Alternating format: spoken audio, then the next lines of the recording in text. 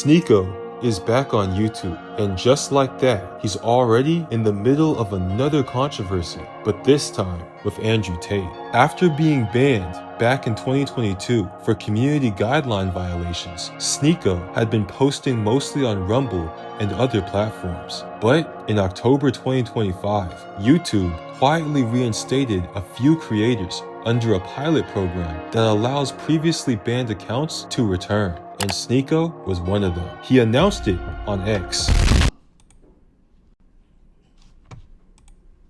Look at the screen! Look at the screen!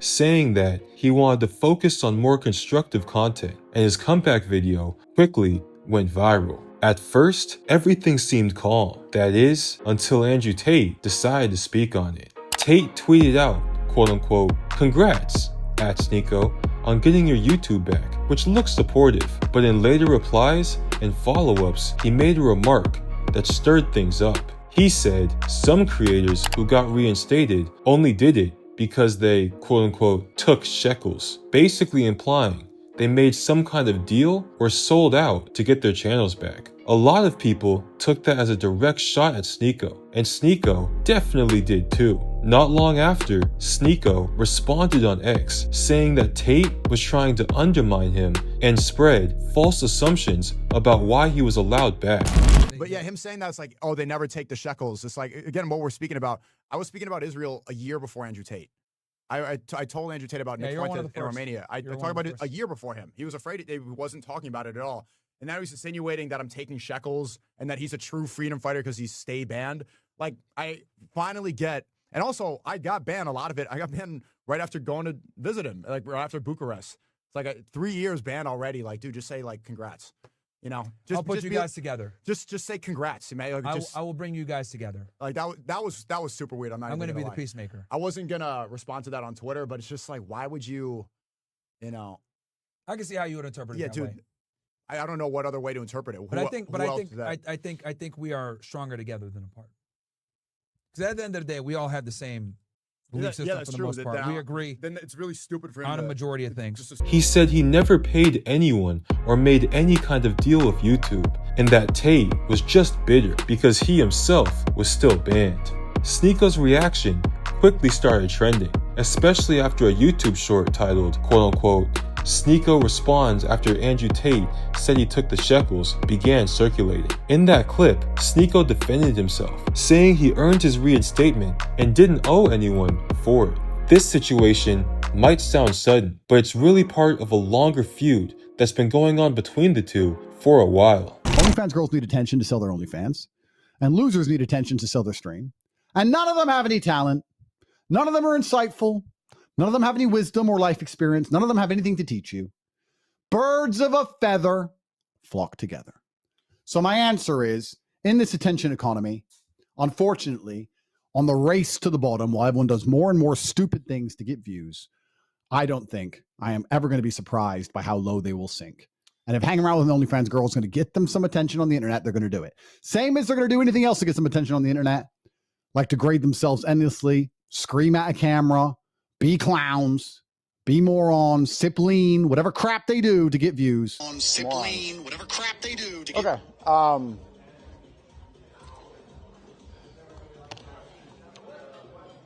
There's a lot that I could say, and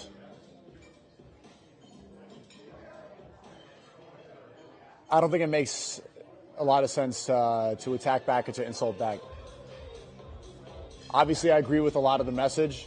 Apparently have some disagreements with the messenger, but you know, I resonate with a lot of what he says. Do I think it makes sense to go insulting, you know, name calling and belittling the work that I do? No. Does that make me want to go and criticize or maybe call out hypocrisy?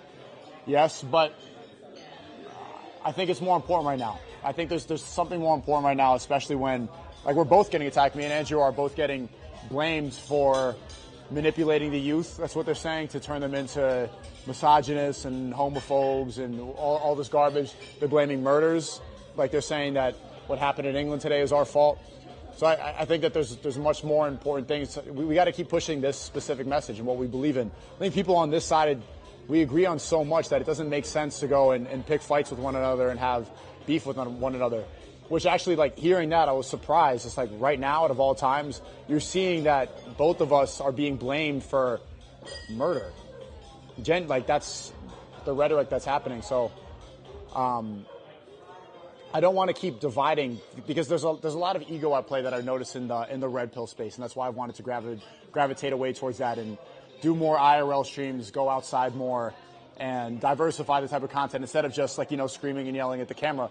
Interacting with more people, going to more different places, training in more different gyms, training with different fighters and more experienced people, learning from more people, meeting up with different Islamic scholars and doing more street dawah, trying to do more and trying to put myself out there more in the real world instead of just being a person screaming at the camera, because it gets repetitive. And like that, when your ego gets at play and people think, oh, this is my talking point, this is my space, you don't belong in this space.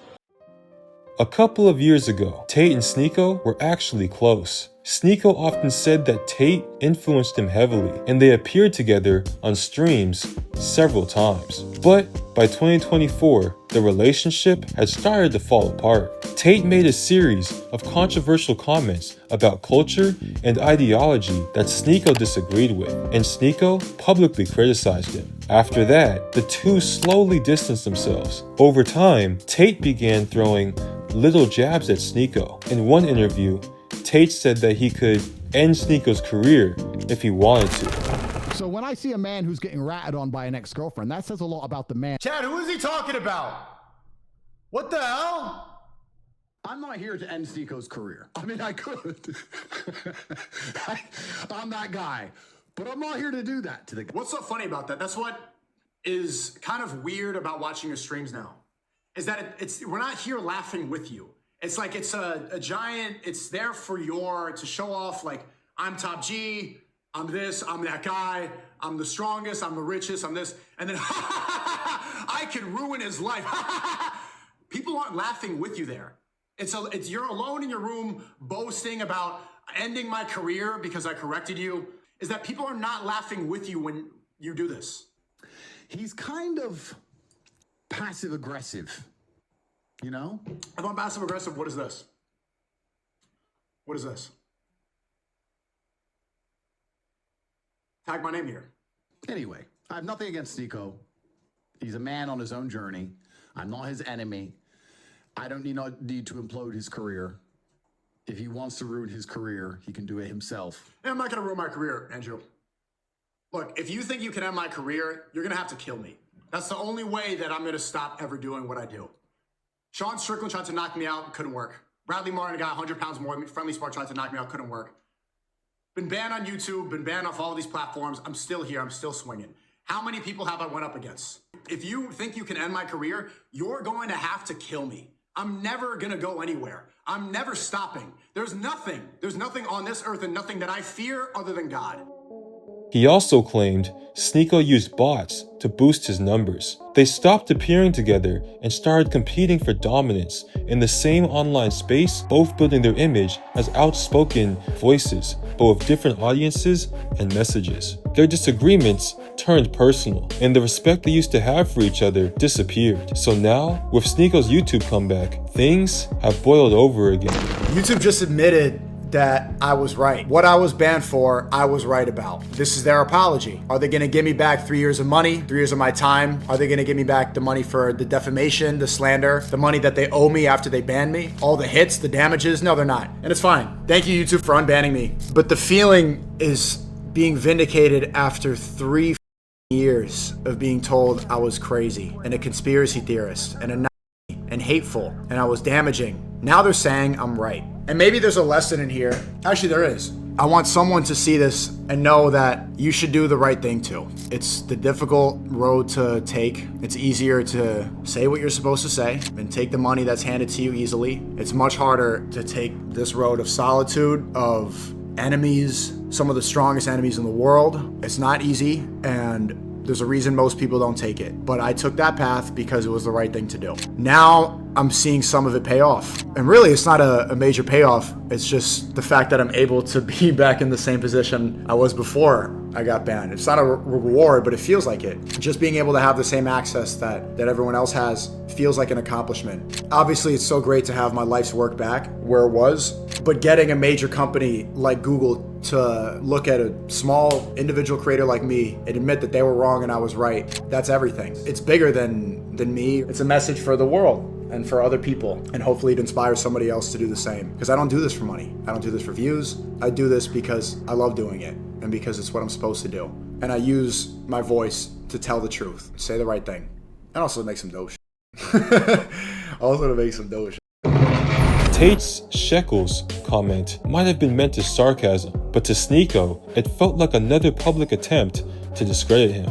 From Sneako's point of view, it was hypocritical. Tate was once his mentor, and now he's trying to make his success look fake. From Tate's side, it's hard to tell whether he was just teasing or if he actually meant it. Either way, it reignited a feud that had been cooling off for months. The internet, of course, ran with it. Clips of Sneako's response spread all across Twitter, TikTok, and YouTube. Tate even joked about Sneako's unban in another clip, saying maybe he should start doing what Sneako did to get his own accounts back. Right now, they haven't spoken directly to each other on stream or in person, but it's clear the tension is real. Hey, my mama blew $100,000 in the 80s. Went back broke by the time that she had a baby. Tried to teach me lessons on how to get money and save it, but I ain't listen. I had to show up in the latest 10th grade, getting every Jordan release like they was payless. Now I'm grown, so it's foreign cars and diamonds to make them statements.